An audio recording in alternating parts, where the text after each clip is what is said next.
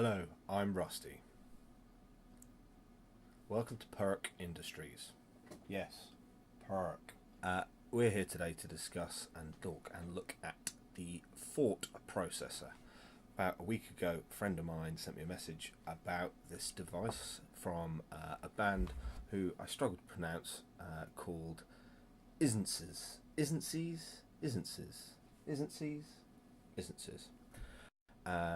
Who played at a festival in the north of England, and this festival is a sort of event in New Haven Fort, I believe, Sussex coast, and the band produced for this a PCB which ends up becoming a synth device.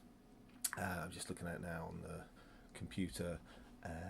Square wave oscillators controlled by a light sensor and modulated by touching the different metallic drawings. I'll show you a picture.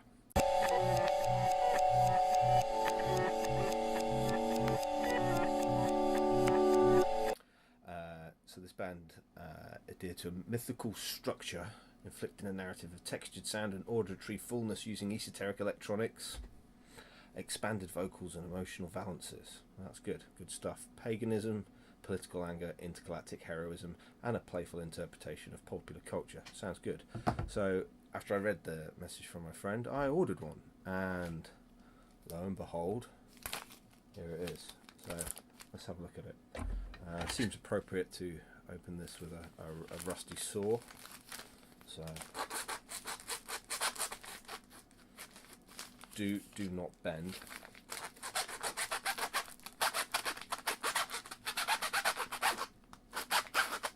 Okay. So I guess we'll eventually open this and hopefully assemble it, have a play with it, bit of demo, see what it can do. There's a link where the creator explains a little bit about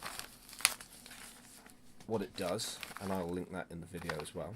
And they talk through a little bit of what you can plug it into, in and out, and hopefully we'll get to show you what some of that is after the process video we put it together. So inside is a return envelope. Thanks Tim for sending it, thank you. And he clearly shops at Rapid Electronics, fantastic. About the only electronics wholesale supplier we have left in the UK, if you're not a fan of RS or Farnell or any of those. And nicely DIY packaged. Let's see what we've got here. So when we open up,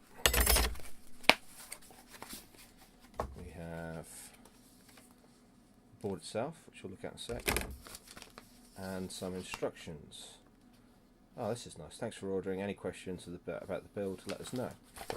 Now, they're hosting an event, which we'll talk about later, where you can actually go to Brighton later this month, and for a fee, you can have some advice and help and actually build one with the creators and do it themselves. So this is nice. This is a set of instructions about how to put this together, as well as a kit list of all the parts that you need to make it. So that's wonderful. Let's have a look at the circuit board. This is wonderful. There we go. So on the side for soldering, you can see that there's a number of contact points that you can press, I imagine, to change the sound. Symbols maybe from the festival, who knows, and some lovely artwork on top as well. So I'm hoping that most of these parts have got, and we can put it together and see what it does.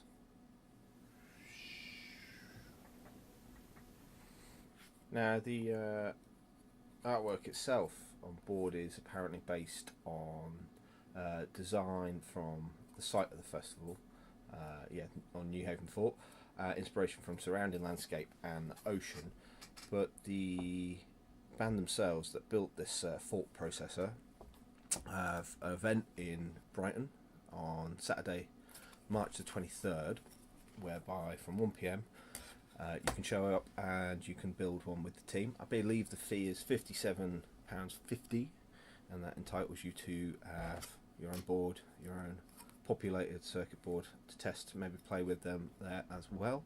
There are plenty of videos of it in action, so you can see it online. It's sort of pitched at beginners, intermediates, so if you're not too confident with soldering, I don't think it'd be that bad.